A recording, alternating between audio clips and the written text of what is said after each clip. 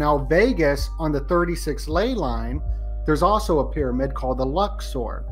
And there's a lot of strange events that have been going down over the last few years on this ley line, the 36 ley line, the 36 parallel. Just like there's the 33rd parallel where a lot of the death row states are on. It's like they're charging some energetic stuff on certain ley lines. And this was important to the Knights Templars. Las distracciones y narrativas reinan este mundo tecnológico. Todos tienen una opinión de lo que es la verdad y lo que es mentira. ¿Quién controla el mundo? ¿Los aliens son real? ¿Vivimos en un Matrix? Estas preguntas serán debatidas con José y Daniel G, explorando y descubriendo las verdades de nuestro mundo, nuestras creencias y nuestro reality. Welcome to Cultura Truth Project.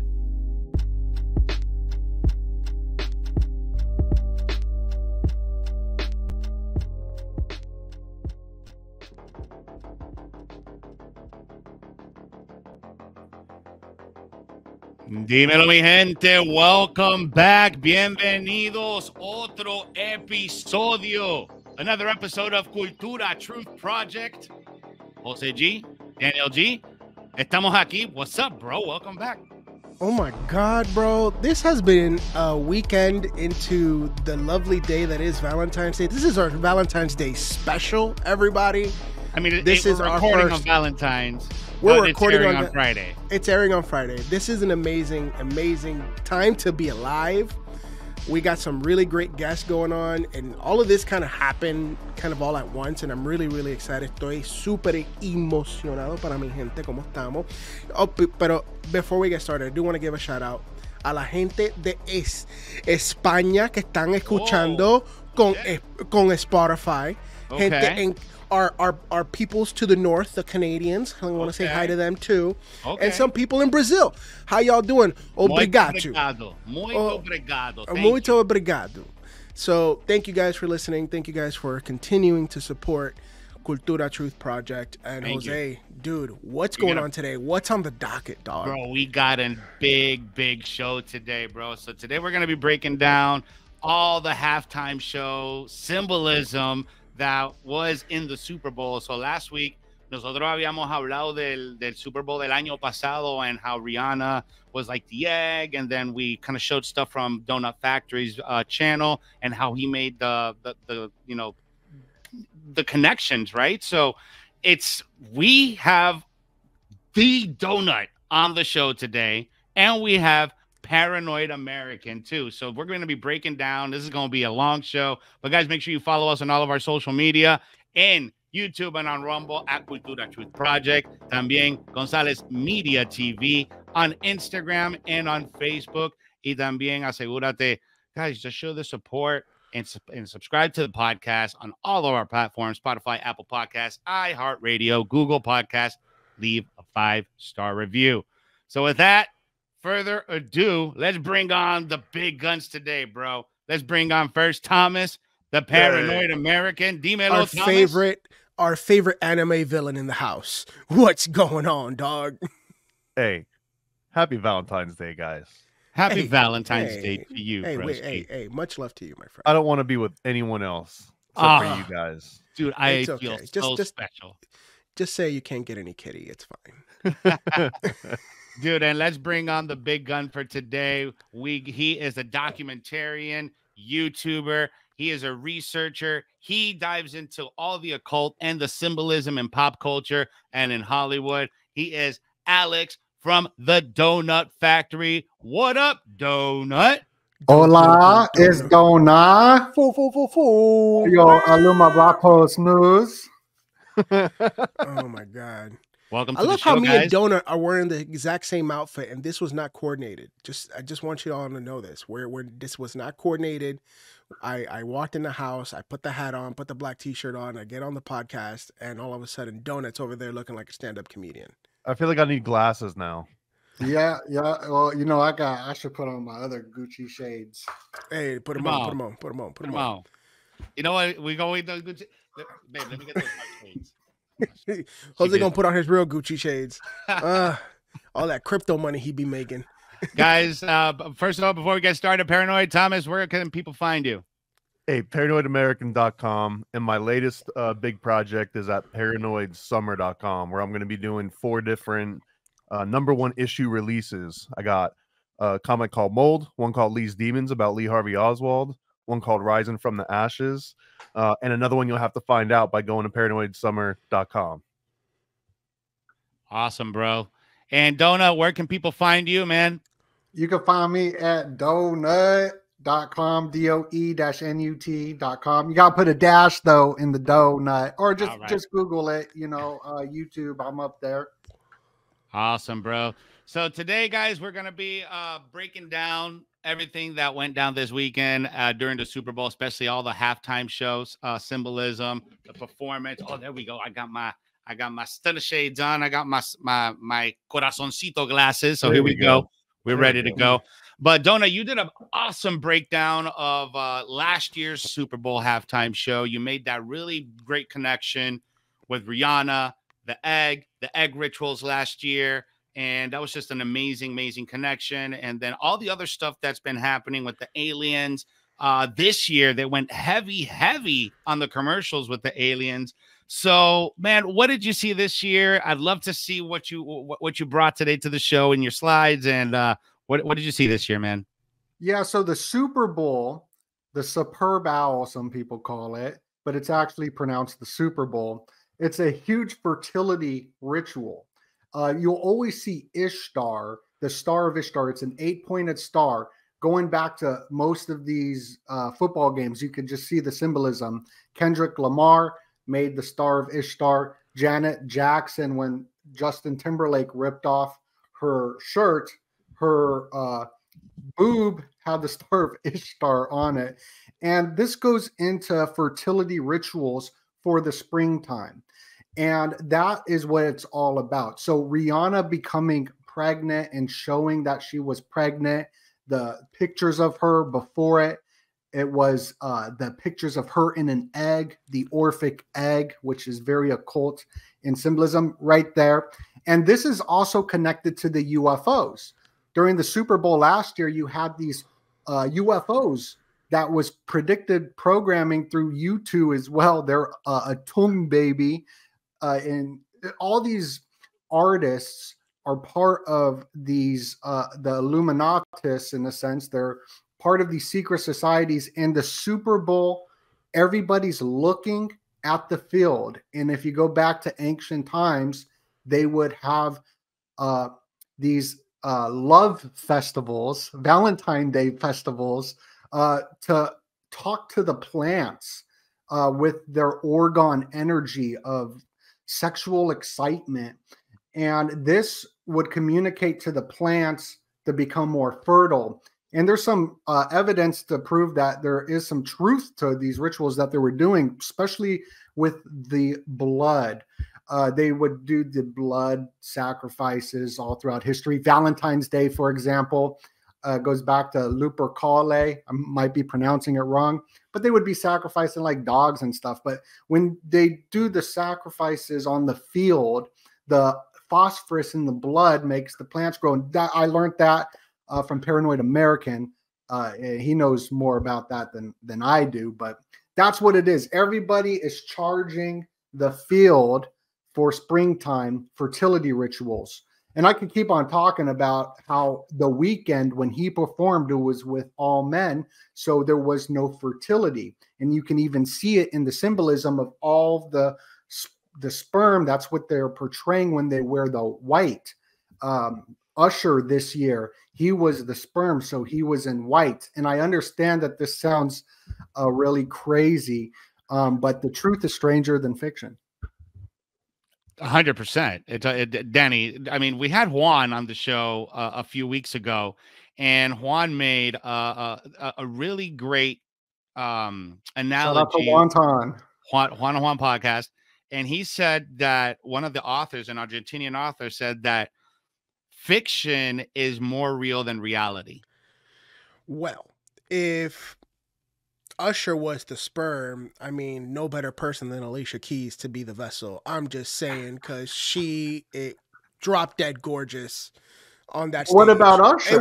It was weird how much red she was wearing. It was a little witchy for me, not my taste, but I've been a Alicia Keys fan since like 1999, so I'm okay with it. Now, the whole thing was, he didn't sing a lot of his songs all the way through. He like a lot of the symbolism in the way he was singing, he was like talking a lot about sacrifice and stuff like that Doe-Nut put out on his video that I found really interesting, and then honestly just really freaking creepy.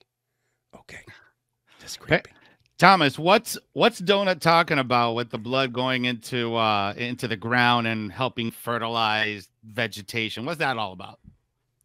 So this is my favorite theory, but it kind of is based on how a lot of the older practices, we just kind of kept on doing the rituals and then lost all the meaning behind it. So Super Bowl, for example, there's not too much contest that it's our modern day version of like the Coliseum, right? Instead of seeing people going and duking it out and literally bleeding and literally dying in front of you, now it's sort of, more civilized, more cultured, where no one dies over it. They might just get maimed and maybe brain damage. But what they used to do is that those battlefields weren't just fought over some arbitrary place. They would usually be fought in like a great agricultural plain where they would be farming and doing all of their crops and harvesting. So that they're actually literally fighting on these battlefields that would then be used. And part of the reason that's theorized that these fields were so fertile is because of those battles. That every time, your ancestors would get together and they would battle and they would spill out their iron and all the other nutrients from the blood, it would be so massive that then when you grew your crops, the crops would be more virulent. It would be more fertile land because it's actually like you're eating, your ancestors in a way. So that part's been removed, right? But what still remains is not just that fighting and not just the agricultural rituals, but consider how much effort and how much money they put into the upkeep of that grass, making it seem like the most perfect grass ever, right? And if someone goes out there and they inspect it, and if there's just one little thing wrong with the grass before the game, I mean, they'll remove the whole thing and put the whole new thing back in, spend millions of dollars. And part of that is a practical reason. They don't want players slipping around. They want to have, consistency. But part of me thinks that this might be one of those modern day sort of remnants of much, much older cultures where, that grass represented not just fertility in a metaphorical sense, but like, we're going to own that. We're going to plant our plants on that, and we're going to get fed from that. Now, let me ask you this. What do you think is the meaning behind them kind of the first inaugural major event that's not a concert, right? Like a Super Bowl at a brand new stadium, the Death Star, the Vegas, LA Raiders. Like, where's the symbolism behind that? Because I don't know much about it, but I can tell you this much. There's a lot that it's a beautiful stadium. It looks so futuristic. And then all of a sudden they're doing this huge fertility ritual inside of this thing in front of the ball. It was a lot of weird stuff going on. Like, I know Vegas is weird as it is. Like, they say Austin is weird. Like, just go to Vegas once and you'll change your mind. But like, what's the meaning behind this? Like, when you see bowls and domes, like, that's the feminine, and basically you've got all this masculine energy that's converging inside this massive feminine representation. So again, it's really just a very literal agricultural. And when you say agriculture, you're talking about sex, right? So it's this big sex ritual, because agricultural is the plants doing it, but it's also, the people doing it. Yeah, humanity has been obsessed with sex for the beginning of time. But to go over to Danny's question, Doe-Nut can answer this question really good, because Doe-Nut, you're from Las Vegas. You know that area. And I've been to Allegiant Stadium myself. And, WWE, I'm part of that WWE wrestling world. And, they do their own form of rituals and certain times of the year. But this is the biggest ritual of all, the biggest sports event. This event had the highest view. I think it was 182 million people were watching this show. Are you serious? 182? Sunday. Was that the number that they gave? That was just in the United States, not counting the international numbers and the streaming numbers. And they were saying they were projecting around 235 million people watch this event. So this is a one huge energy harvesting event because eyes from all over the world are watching this. So Doe-Nut, elaborate. What's so special about Vegas and this ritual being taken place in Vegas? Oh, sure. Well, I mean, you're talking about wrestling, right? Today's Valentine's Day. We're airing this on Friday, but today's Valentine's Day. And there was a wrestling thing called Valentine's Massacre. And that took place in the Memphis Pyramid that is in Memphis. Now, Vegas on the 36 ley line, there's also a pyramid called the Luxor. And there's a lot of strange events that have been going down over the last few years on this ley line, the 36 ley line, the 36 parallel. Just like there's the 33rd parallel, where a lot of the death row states are on. It's like they're charging some energetic stuff on certain ley lines. And this was important to the Knights Templars. They called it dragon lines. Important to a lot of ancient, long time ago, very ancient to these certain spots. And these certain spots where they are on the planet are connected to the plasma up in the sky, the stars, right? And each one is a certain god. So, I mean, it gets even deeper into why and how ancient it is. But Las Vegas is this 36 ley line. It took place in Paradise, Nevada. That's where this crazy Las Vegas event happened on the 32nd floor. And that Memphis pyramid is 32 floors as well, because all of this goes into these occult numbers. And I believe they're charging that ley line. They're charging where it sits. And there's a lot of pattern recognition over the last few years that sort of prove it, that I've been kind of looking into. But Tennessee is on this 36 ley line. So a lot of these rituals are connected to people from Tennessee. I know it sounds crazy, but that's what we look out for. And it was weird that you said 182. I'm going to have to find those articles because that's a huge number for rituals too. It's just crazy. Very interesting. Danny, you want to chime in? Well, it makes sense that, the witch from Tennessee decided to show up to that event. So, yeah, because, here's the thing, right? There's a lot of things kind of leading up to this event where, like, sketch as it is, right? We can talk about the conspiracy of the NFL and their own script, and Jose knows that everything's a work and all this. But it was weird because I was watching the game. I did not watch the halftime show live because of life. But I wondered, and I want to know y'all's opinion on the time when they panned up to that scene with Ice Spice, Taylor Swift, and the other lady, and they did that ritual when the Chiefs started to win and started to make that comeback. Let's take a quick look at that.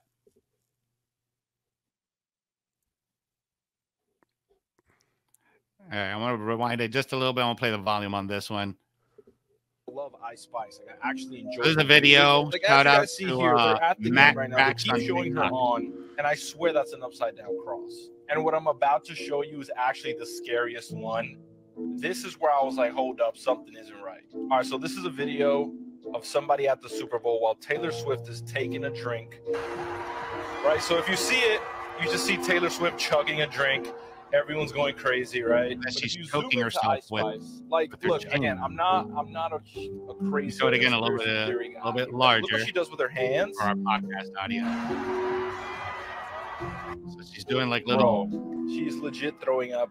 That I'm pretty sure is a satanic hand gesture. And then she throws up her upside down cross necklace. This is just sad, bro. This is. All right, so I want to get your thoughts on that. So that's, first of all, that's been viral all over the internet right now. That video with Ice Spice. It the makes hand sense that symbol. she's so damn pretty and is a Satanist. It just makes sense. You know, the devil comes in beautiful forms.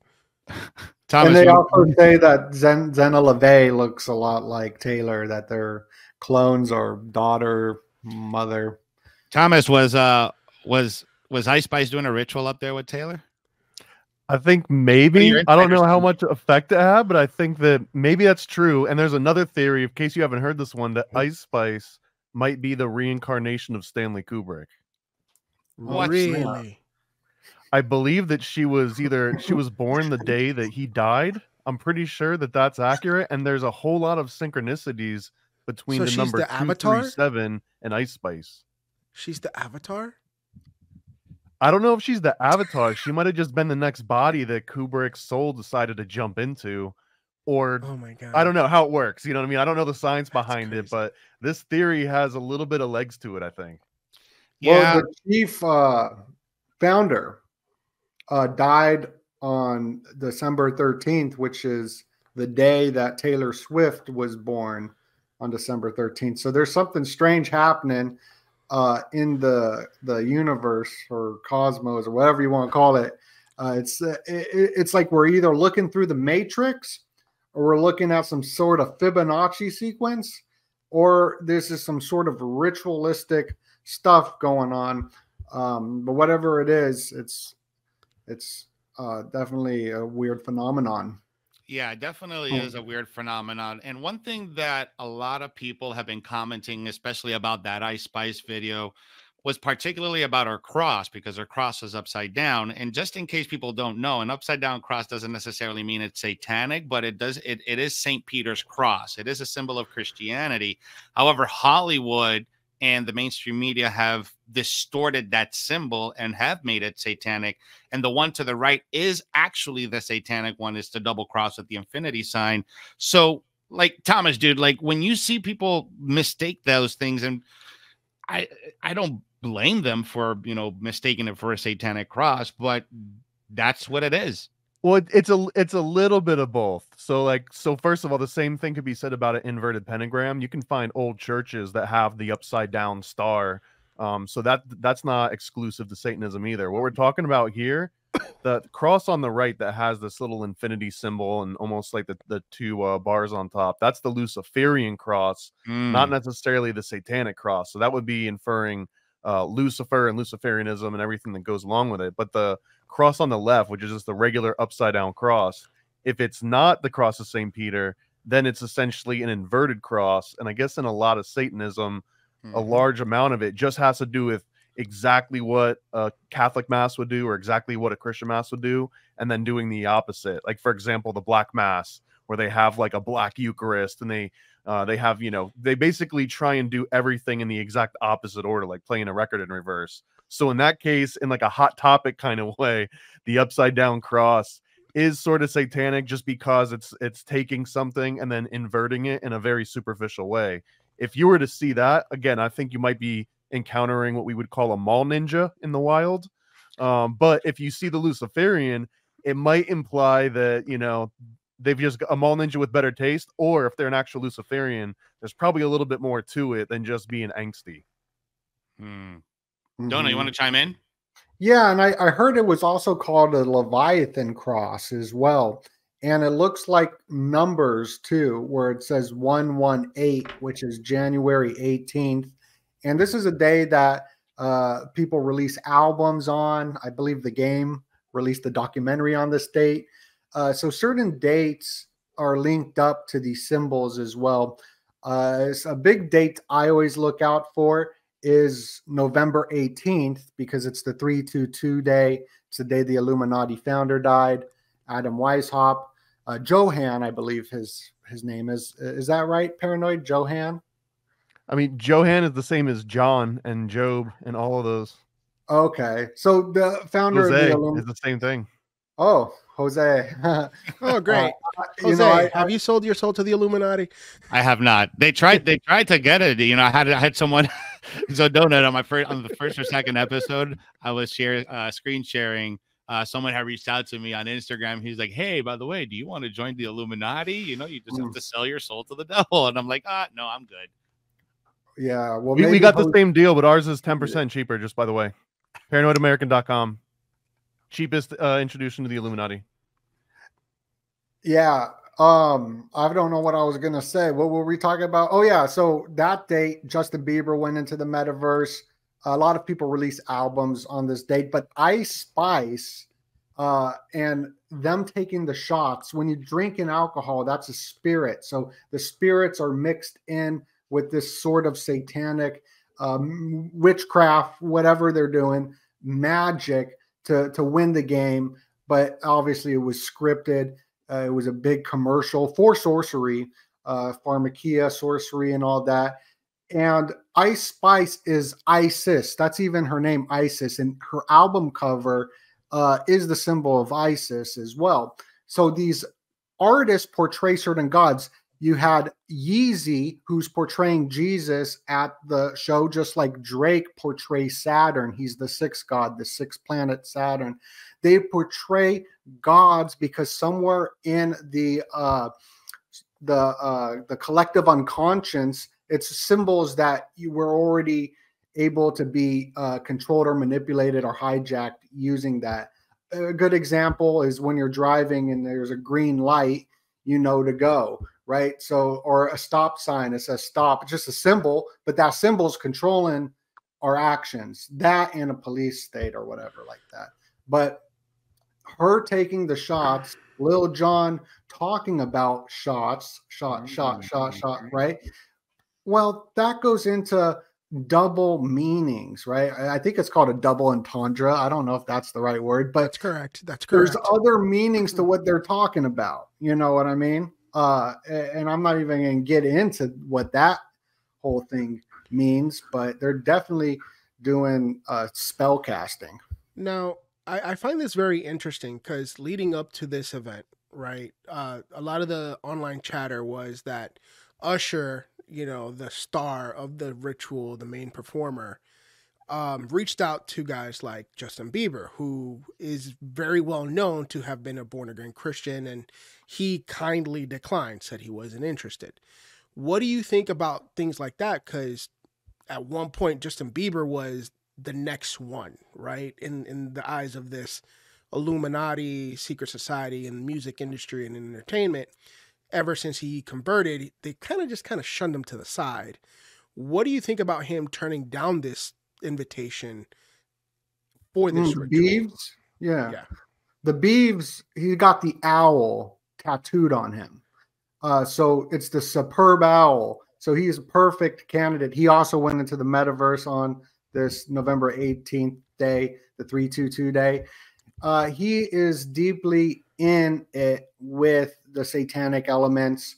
I don't know him personally or whatnot. I do know that I made a video talking about him and it got my channel in a lot of trouble, and I didn't even say anything bad about it. I said, look out, there are going to be some sort of ritual, Justin, and I got in some trouble on my channel. I didn't say nothing like against, but he is also going to Doja Cat's Illuminati parties, wearing the Phoenician mask stuff, very eyes wide shut looking. And who knows what goes on at those parties. He went with Marilyn Manson and Kanye to do some sort of ritual as well. I don't know. I just don't.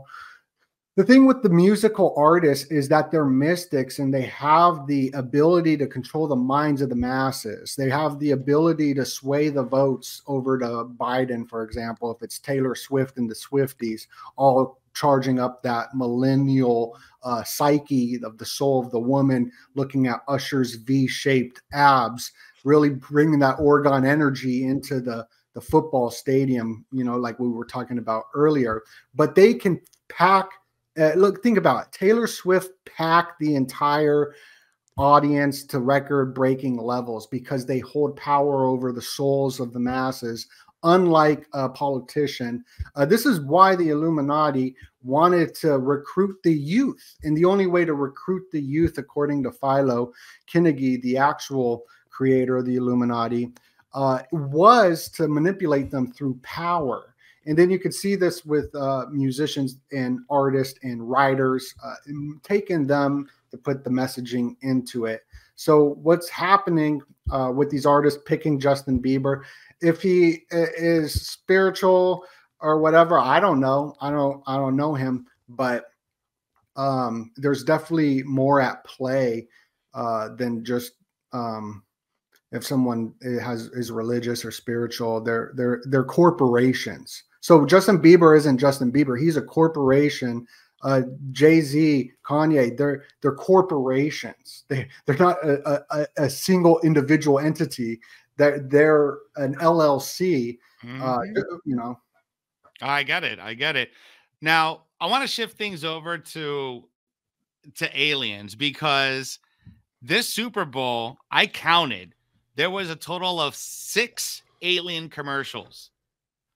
6 alien commercials. All right. And the first one was a movie. It was A Quiet Place, the prequel. Then there were several commercials. I forget which companies there were, but they were really hammering in the alien agenda or the fake alien agenda. Thomas, what's your take on all these ads? And is Project Bluebeam going to be a real thing coming up real soon? I mean, I think so, but they're also ramping us up to not believe anything we see. So it's going to be an interesting time. I think that the most practical is that just stirring up chaos. So if you imagine if they got half the people believing that you can't believe anything you see, and then the other half expecting an aliens to come down, that just brings more division. So if they do, let's just say it's like Project Bluebeam and they project some holographic, alien invasion. Now you've just got more people fighting over whether or not they saw something, and it'll be real quick. I don't think it's going to be long enough for you to analyze in any real depth or detail. At least that's how it'll get rolled out. We grew up believing in aliens in our household. I mean, we had the old school books. Remember those, Danny? That my dad would collect, and we would always see the pyramid with the eyes and the aliens in there. So I mean, they've been prepping us for aliens for a long ass time. Let's not forget, not too long ago, they just tried another psyop or whatever you might call it. Some people called it a Nephilim in Miami. Some people call it an alien. Some people did some people say it was a riot, but either way, it's like these things are coming out more and more and more. And if it is, they're finally rolling out Project Bluebeam or whatever they're doing. I'm interested to see, because I personally think aliens are just interdimensional demons personally, because, I read my Bible, and I know what's out there on the other side. Thank you, Jesus. But at the same time, is it something old that's being repackaged? And now that, we're manifesting these things with rituals like the Super Bowl, like the Grammys, or any of these big events, Travis Scott stuff and all this other things, that they're just manifesting more and more. And now we don't have a name for them, and we don't want to call him a demon because, hey, we want to make him cool. We want to make him palatable to the public. So we're calling them aliens. We're not calling them UFOs anymore. Now they're called unidentified flying, whatever the new acronym is for that. But I don't know. What do you think, Doe-Nut? What do you think all this is? Well, the Miami Aliens was released right before the new TMZ documentary came out about aliens on Tubi, which is straight connected to the Disney Corporation, TMZ, and Fox News. And Fox News is pushing the whole alien agenda. You see all these alien agendas at the Super Bowl. And like you said, Jose, that the 90s was prepping us to believe, right? What is the #1 poster of a UFO? It says, I want to believe, right? Belief system. It's a belief system that's being implemented through this ancient symbology of, you got, I think it's Vishnu with the disc on him, even the halo. Like, we see the disc symbolism all throughout history. So it's already there in our collective unconscious through the symbols. But even the Raelian movie just came out on Netflix that I'm watching. You got all this big push of the alien. In my opinion, what is happening is they're setting up a new religion for the masses, where they're going to reset the autonomic nervous system through the hallucinogenics and the schizogenics, where people are going to be taking this certain mind-altering substances so they can reset the nervous system to do new imprinting, because imprinting is much different than brainwashing. You can brainwash someone, but they could snap out of it.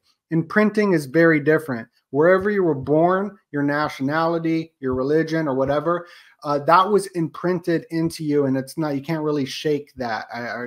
But they've done these studies through John C. Lilly, who did these experiments with dolphins so they can communicate with the aliens in the ocean, because all the UFO files that are released or people seeing them are usually coming from the ocean.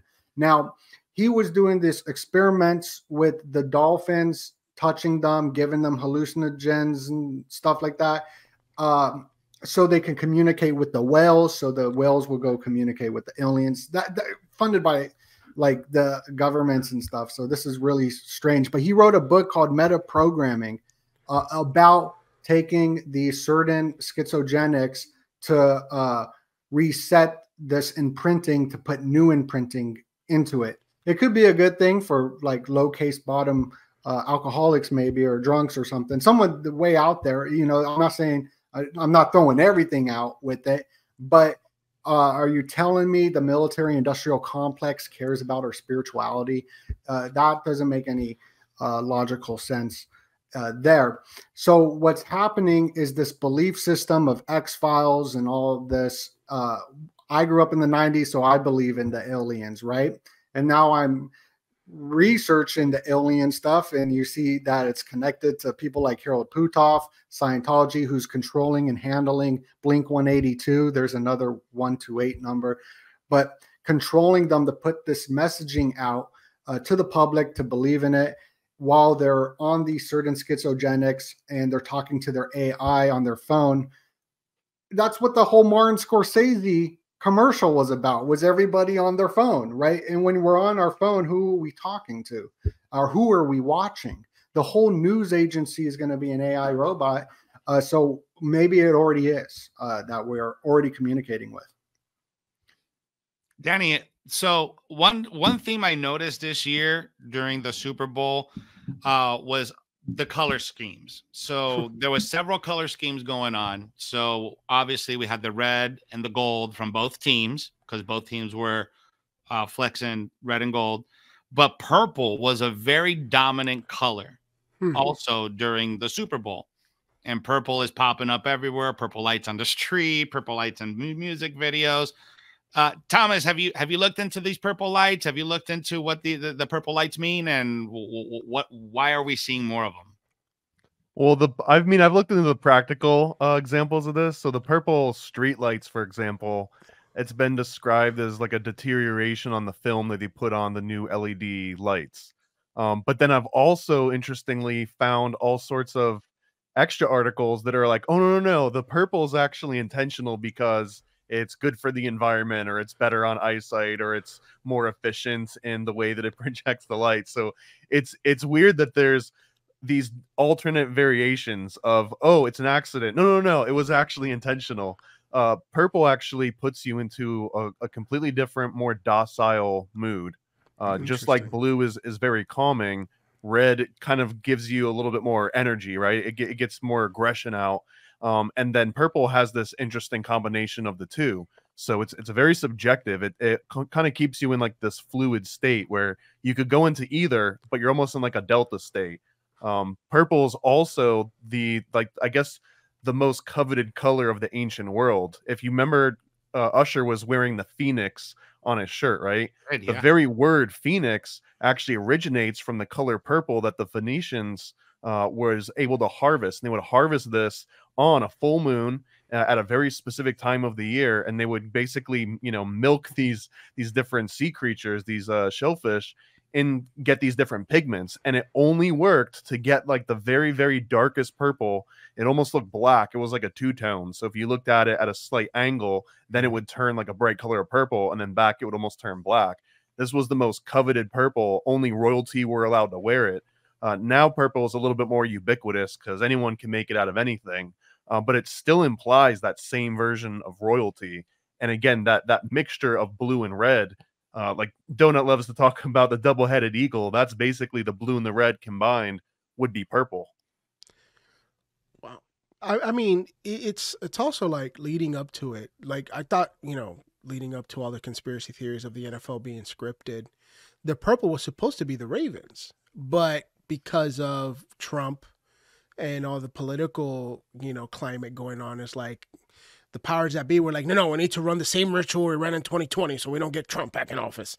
I don't know how much truth is to that, but hey, purple's a dope color. I like it. I have it in my background, so maybe I'm part of the Illuminati. I don't know. I haven't figured it out yet. Doe-Nut, you've done tons of research on the purple lights. And we saw a ton of purple during the Super Bowl. What does this all mean, man? And chime in. Well, we have all these purple lights popping up all over Arizona, and it seems like they're popping up all over America.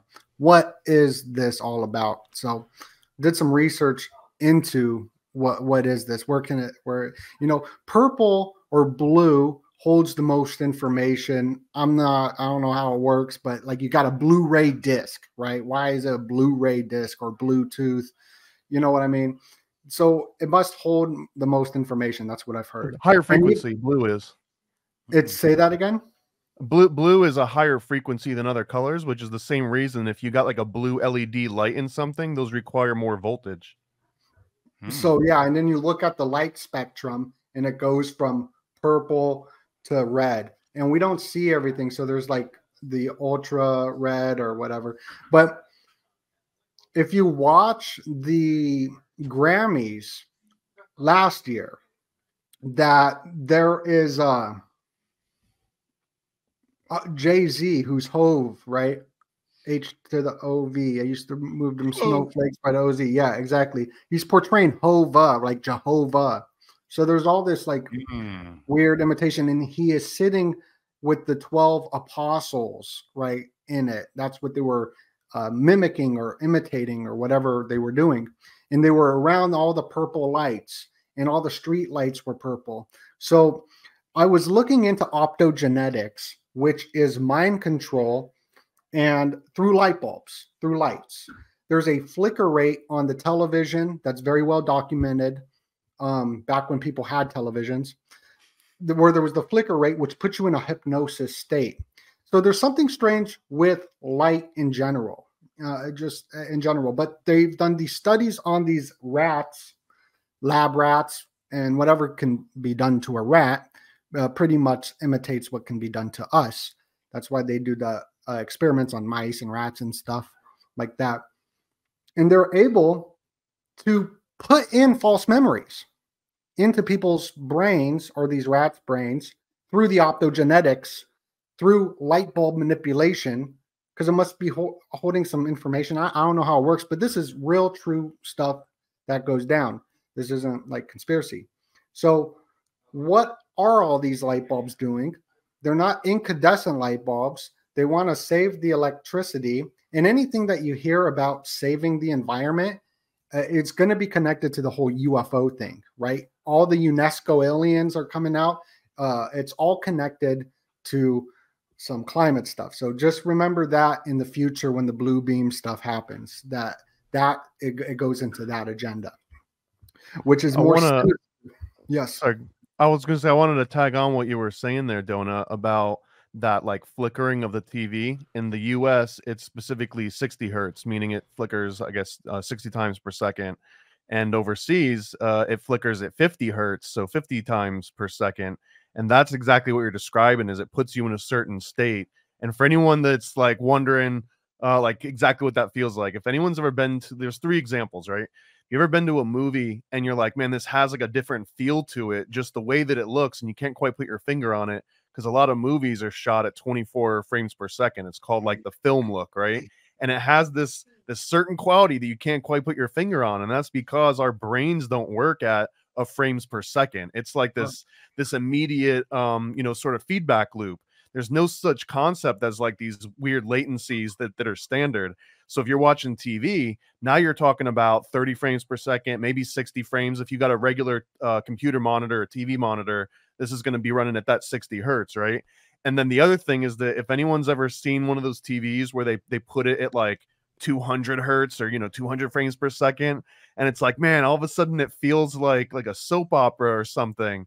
That again, it's just examples of how your body and your interpretation of the outside world is changed just by how quickly something's flickering behind the scenes. Those three things feel completely different. A 24 frames per second movie, a 200 frames per second like TV show that's looking kind of weird, and then just like a normal thing, and then versus reality. When you get out of a movie theater, right, back out into the real world, it's always like, damn, like everything looks so much more real and like the colors are brighter.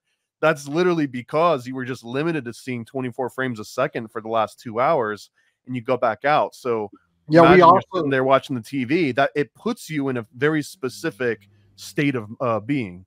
Yeah, and the 60 frames per second is the most like similar to what we see.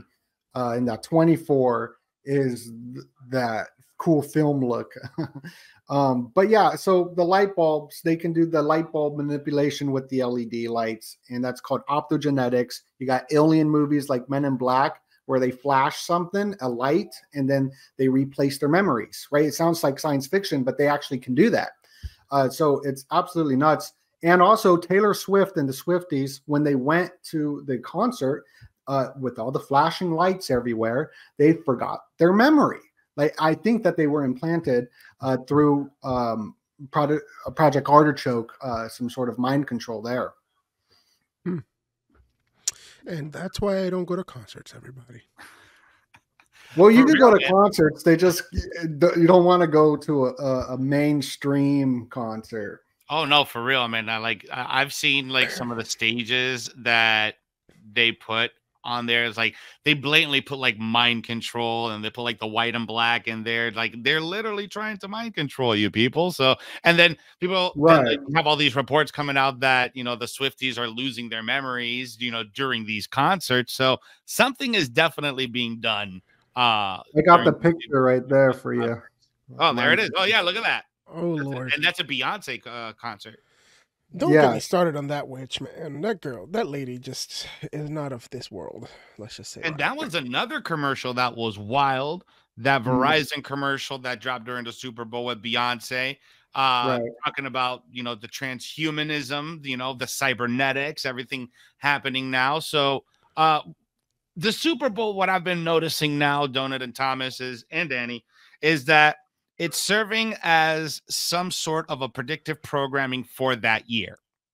And it's been quite evident since 2020. And Danny, I want to get your thought on that, because it's hard to not look at it and point it out at this point. I mean, look, let's go back to 2020, right? The same teams were playing. I forgot who was the halftime show, but basically we're reliving 2020 now, you know, with the rumors of, you know, disease X out in the world and all these things happening. You're wondering, are they trying to re-enslave the world again after a failed attempt with COVID? You know, did they get away with it for a year or so and maybe longer in certain places? Yeah, but man, I live in Texas. After 3 weeks, then, you know, the governor Hot Wheels over here, he was just like, hey bro, let's go out into the world and live. But, you know, in places like California, where they still preach a lot of what happened during 2020, in places like New York, where they preach a lot of the things that were going on in 2020, you're wondering, is like, are they trying to recreate that ritual with this new disease, and on top of the aliens, on top of the cybernetics and all the things that Elon Musk is doing, and trying to be like, hey guys, this is happening. This disease is going to kill you. This brain implant is going to be the future for you. Instead of, you know, being attached to a phone to your hand, now you're going to be able to have it in your brain. And I wonder, because artistry's being lost, right? Like, there's a great interview by a Puerto Rican reggaetonero that he talks about that the modern music isn't even music. It's just, you know, repurposed music from other people, and it's trash. And you wonder, it's like, what are we doing now? What is the collective consciousness? Where are we heading to? And why are so many of us just stuck in this, right? Like even like it's such a big battle spiritually too when you think about it. You know, I go to church, but you don't have to go to church to know it's a spiritual battle. But so many pastors and like true religious folk across the country, they're saying it's like we have to fight now because the battle is now and it's against these principalities. And you think to yourself, the battle that we're fighting is against principalities, but these physical actions that the powers that be are taking, it's like, where can we win? Where can we start taking back some of these things? You know, even if it is programming, how can we program our own children? How can we let them know it's like, hey, this is entertainment. Don't put your stock into it. But like example is, you know, my stepson, that dude, he's so much into the video game world that he doesn't even know that certain things in pop culture that happened 20, 30 years ago. He goes, oh yeah, that's in, you know, whatever video game he watches. And he doesn't understand that there's a whole other meaning behind it. And he was like, yeah, it's just cool, man. It's a gold suit. And it's like weird to watch the younger generation already growing up. Like their reality is so different than the one we grew up in. And then, you know, throw in the spiritual side of things and the battles that we're all basically fighting, because this is what we're doing right now. We're fighting these battles by talking about it, bringing it to the light. And it's scary because it is predictive programming. It's like the evil guy in a movie telling us, it's like, well, my plan is to get $100 million and blow up the world. Well, you just told us what's going to happen, but can you stop it? Doe-Nut, can we stop it? Well, you know, I'm also very spiritual. You know, I believe in God. I'm in recovery, so I'm in like a recovery type, you know, sobriety, where I prayed to God so I wouldn't, you know, be so addicted to substances, and it worked. So then I was like, oh man, I prayed and something worked, and then living a life. Like Sermon on the Mount type life, your life goes better when you have morals and ethics and a code. And, you know, I'm not a fighter, so I don't fight anything. I'll talk about the truth that I see or whatever, but I'm not trying to control or stop anything. I do my best to surrender to God, and let go and let him do the battling. That doesn't mean I don't take action on my part, but the action I take is only for me, not for anybody else. When I first got into these topics, I became tyrannical. You must believe and you must not drink the fluoride. That's, you know, I was forcing people what to, so I became tyrannical, and that's how most of the truth community is. They are actually more tyrannical than the tyrannical system that is set up. But if you go to church, you have a spiritual foundation, that's like the answer. And that's what I tell people. Like the only answer is like going back home. You brought up the Bible. I like a lot of stuff out of the Bible. I'm, you know, Jewish. I'm not religious or anything.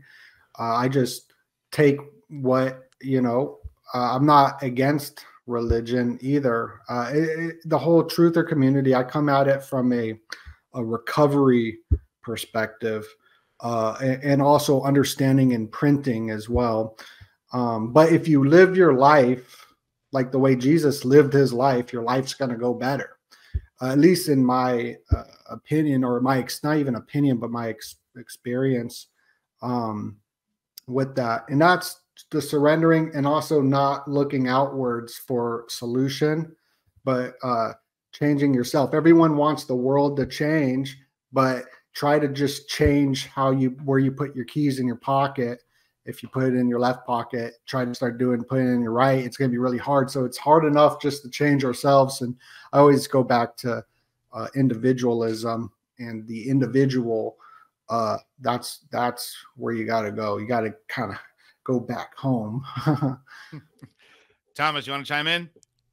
Yeah, Jose, you mentioned you started this out talking about, is this predictive programming? And I'd like to think that the Super Bowl is sort of like the normal person's Bohemian Grove. And if you hear me out on it, because at Bohemian Grove, they do a few things. They've put on a huge big pageant. Like they literally put on this whole choreographed show. They've got special outfits made, an entire musical number created just for that one performance. And then that is followed or preceded by, you know, this effigy, this big burning, this cremation of care. In addition to all of that, you've also got this thing called the Lakeside Talk. And the Lakeside Talk is where they basically break everything down, what's going to happen over the next 4 years. It's not predictive programming. It's more of like a seminar of like, hey, everyone that's got companies and constituents, here's what's on the plan. So go ahead and get yourselves prepared. And I think that aside from the ritual and the energy that they get from that, this is another very practical reason why they go there. So the Super Bowl is like the normal person's version of that. We don't get the explanation, and we don't get the Lakeside Talk where an expert comes out and breaks it all down for you. All we get is the cremation of care ceremony, and we get the pageantry, but we don't have any explanation because we're kept in the dark, right? This is an occulted ritual. And I think to answer Daniel, what he was saying about how do we fight back, or, you know, how do we like program our kids or reprogram it so it's not everyone being a victim of this massive programming. I mean, maybe a little self-serving to say, but it's pretty much just watching these decodes. Because imagine if your kid's watching like a horror movie, right? If you just put it on and you walk out of the room or you don't say anything, you know, they might think that everything's real. They might think the blood's real, all the gore's real. But every time, if they were to like, you know, do something gory on the screen, if you paused it and you were like, look, here's how the special effects are made, that there is syrup, that there's a fake knife, here, I'm going to rewind it and play it. And you can see when they switch out this prop. If you do that and break it all down, it's not going to like make it unscary just magically the very first time you watch it. But the next time the kid sees it, or as they're watching it, they're realizing that there's more than what I'm just seeing on the surface, that there's things that are going on behind the scenes that other people know that changes the entire reality of this. So by kind of watching these decodes and hearing someone say, oh, there's Usher, there's the Phoenix, look how he's burning this. And in my opinion, I'm glad that Justin Bieber didn't show up, because he probably was going to be the effigy in that cremation of care ritual. Because if you look at that performance, right, it was a bunch of kind of old, I don't want to say has-beens, even though I just said that out loud, but like these older, you know, maybe career on the decline, and all of a sudden they're coming back and they're acting like, you know, I'm a phoenix, I'm going to reborn. I feel like there was a sacrifice made there to transfer that energy to say, hey, I used to be big and now I'm trying to get big again. Here's my new big resurgence. Like, that doesn't come for free. There's some kind of sacrifice, even metaphorical, that has to be performed there. So I think that it is predictive programming, but it's in a very like occulted way that's not explained on purpose. Did you see that today there was a weird event, a terrible event that happened at the Chiefs parade? What happened at the parade? Oh, it was a big event, like some violence, some. No, well, I know their parade, like their championship parade, was today because they won. No, but yeah, there were a lot of, you know, people being hurt. This is gonna be on YouTube, so I'm not gonna. I'll bleep this part out. 57 minutes, but apparently there was a shooting over there during the parade. Was it? Yeah, it was a big one. Like 15 people. That's terrible. Or something. That's or horrible. I saw you brought some slides up, Doe-Nut. What do you want to talk about here? Oh, my bad. That's actually my YouTube screen, and you were just talking about the satanic stuff, and I noticed this. Little John, what he was wearing was a cross, but it was like crossed out. So I think that might be something to look at. This says, it looks like it says Ripple. So it could be some crypto stuff too. I don't really know, but I thought this was. He's also got the skull and bones there in his lapel. Yeah. Well, we all know he ain't skull and bones, man. He didn't go to no Harvard. Yeah, bro. Yeah. Yeah. Harvard's the porcelain club. That one's worth looking into too. They don't got any smoke. They're going under the radar. Mm. Yeah. So these are just some photos that I was looking at that I thought were kind of interesting. Part of the Super Bowl commercial. I'm still looking into it and decoding it, but I'm always looking at these celebrities portraying gods. You know, it's something that I always think is funny. Yeah. It works though. Look at Caesar Borgia, right? Like he's the face of white Jesus for a lot of people, and that was just because he was able to afford putting you know, his family members on that chair when they were drawing the picture. Oh my God. Man, this has been a fantastic show, guys. The breakdown, and we haven't even gone like that deep. We only kind of stay pretty surface level here, but we're gonna have to do another decode and another at another time because it's just so much we gotta cover. Yo, what's up? There's one thing I want to go deep on before we wrap it up. And Let's go. This is for either Paranoid or for Doe-Nut. So during the performance, as Usher was taking off his shirt, I was noticing that the LED screen on the background was rippling. What did that mean? What was the significance behind that? Because, you know, he was doing the performance, takes off his shirt, he does the robot or whatever he does, which is iconic of Usher. But like I was looking down at the screen, it's like it was rippling. It was rippling as the mic was going around. And I'm like, this has to mean something other than it looks cool. Yeah, it looks cool. But like, you're looking at everything else and the weird girls and the weird panning to like some of the dance numbers on the side, which I thought was really awkward, honestly. But when he kind of centered onto that section, yeah, right there, Jose. Go back forward a little bit. Like where, yeah, right there. That little section.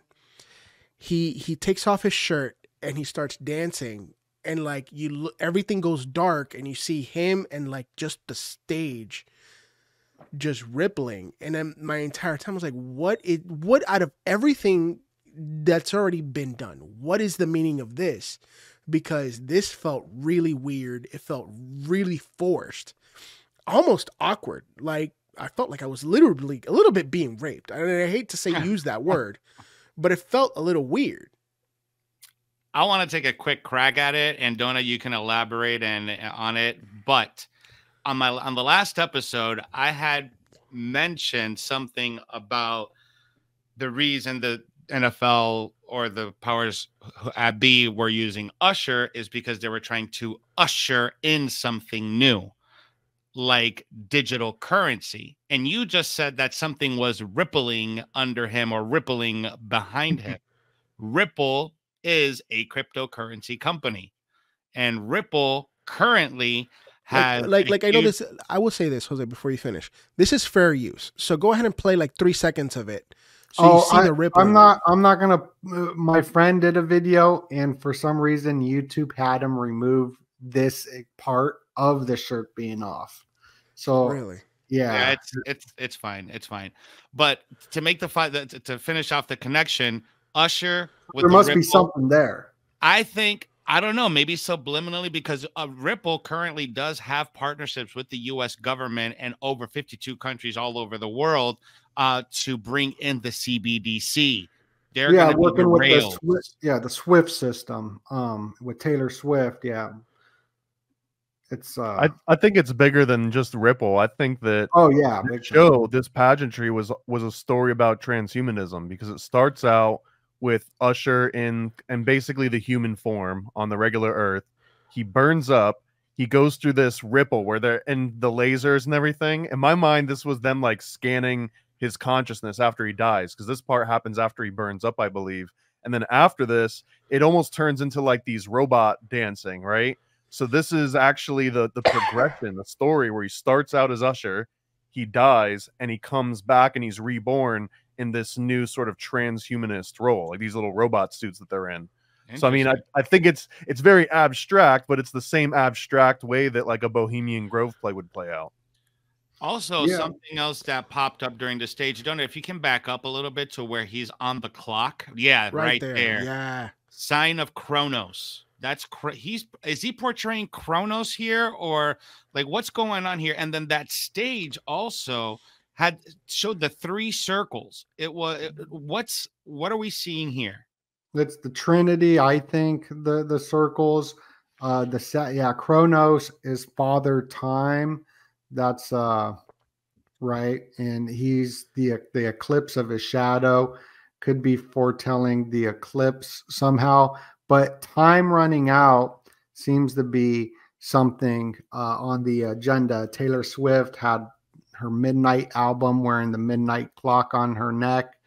You know, I'm not 100% sure. All I can really see is just what the symbol is, and then putting the symbols together. Like this right here, it looks like the Omega logo. So I believe that this is into the money system changing into the CBDC, SWIFT system, blockchain.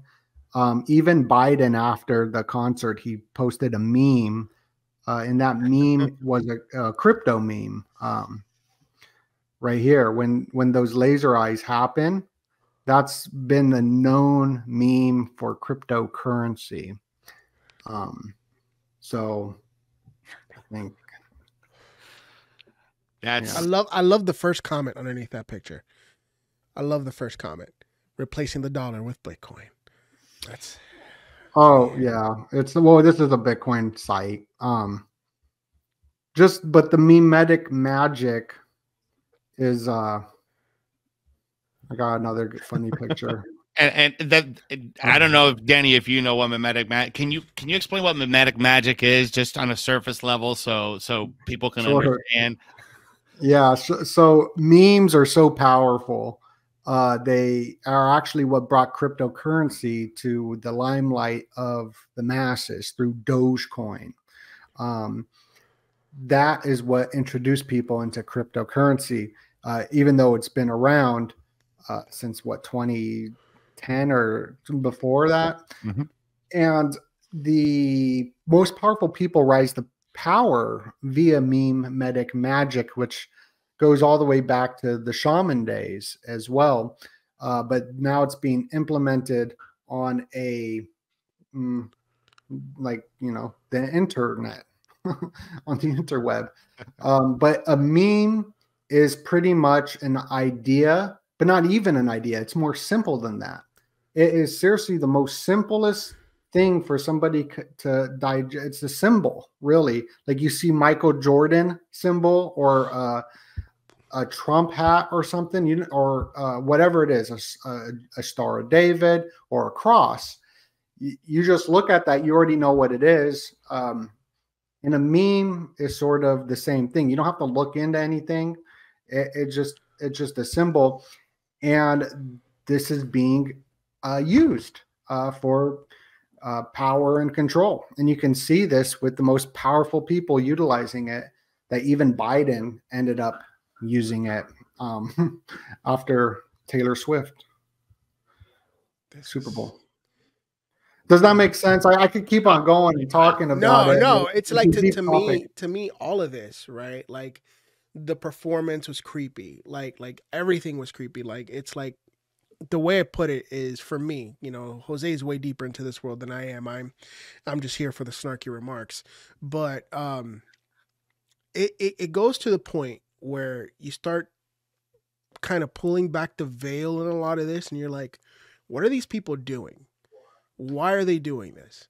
Why is all this placed at a certain time? Everything's by design. It's not an accident, right? Like you could be like, oh, it's an artistic whatever. No.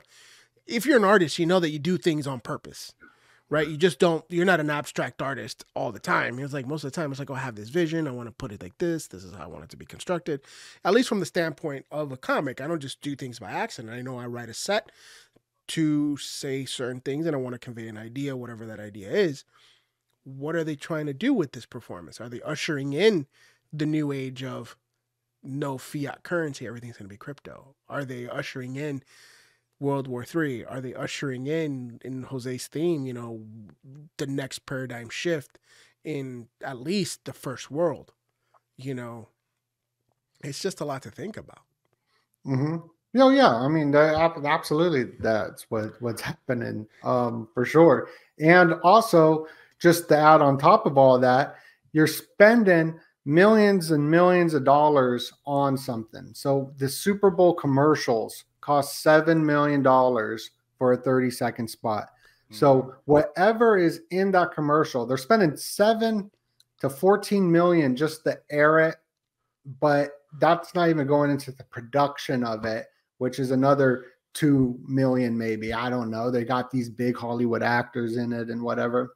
So every single frame in the shot of a movie, especially when the funding is that big, nothing is by accident. It's all on purpose. So there's a purpose why everything is shown with that much money involved, for sure. So a couple of years ago, I was so I do some commercial acting on the side, and you're right.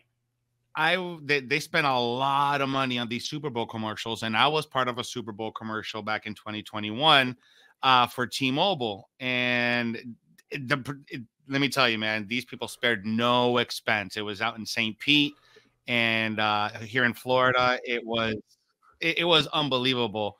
But yeah, so I want to just kind of quickly show it so you guys can take a quick peek at it. But yeah, man, these people they had Tom Brady on set. All right. So this is the commercial on set, and I'm actually right back there. That's me right there. Well, I'm asking questions. Look, Jose was on national TV. Good for you, Jose. Yeah, so you're part of the Illuminati now. Yes. Yeah, so am I? Does that make me part of the Illuminati? It does. It does? Yeah. Because you're just like really low level. Jose, you're level one. To pay a membership fee, so you know what's interesting? You're level one of the Masonic Lodge, Jose. You don't know anything yet. You might have a foot in the door, but I wouldn't say you're there yet. Because if you watch old films, like not even old films or old sitcoms, you look at the extras, and they're like the stars of the new sitcoms and the new films. True. So it's kind of like it's the foot in the door. I got out of the acting game, man. Because I just knew, and I don't want to be a part of that world. So well, you did a great job. I mean, I just sat sitting there. Appreciate just that. Sitting there, you did such a great job. You've been training for it your entire life. It's fine. It looked official. Oh yeah, it was good. It was good. He's been training for it his entire life. That was the role of his lifetime. It's fine. I will say this though, Tom Brady is definitely a living embodiment of a Greek god. I mean, that guy is just in person is just on, and I am very, very assured of my sexuality. That guy is an incredibly good-looking man. It's just an aura, Jose. It's fine. Let's just leave a nice awkward silence after. I know, right? Well, you know what? Let's no judgment, no judgment. We're gonna close out the show, guys. We're at about an hour and 11 minutes, and before we leave out, make sure you guys follow us on all of our socials: Cultura Truth Project, YouTube, and Rumble. Make sure you follow us on Gonzalez Media TV, Facebook, and Instagram. Subscribe to the podcast, all of our major platforms: Spotify, Apple Podcasts, iHeartRadio, Google Podcasts. Leave us a 5-star review. Make sure you go and follow Paranoid American at Paranoid American and paranoidamerican.com. Follow Doe-Nut at the Doe-Nut Factory on YouTube and at doenut.com. And if you haven't subscribed to the channel, make sure you guys do that. He drops tons of knowledge, and you're going to get wicked smart. Right, Doe-Nut? Wicked smart. These are pesos. Did you bring those pesos from Mexico? Yes. And make sure you also subscribe to Paranoid American's channel. There it is, guys, so don't miss it. So make sure you go and show the support, bro. Doe-Nut, thank you so much for coming on the show, man. We love you. Appreciate you. Big hug. Same for you, Thomas. Thank you so much for being on the show. And with that, we are going to head out of here. Not wrong video. Well, wrong video. Guys, have a good night. No bamo. See you later. Give it up to Art Bell. Love our music. Bye, guys. No bamo. Bye-bye.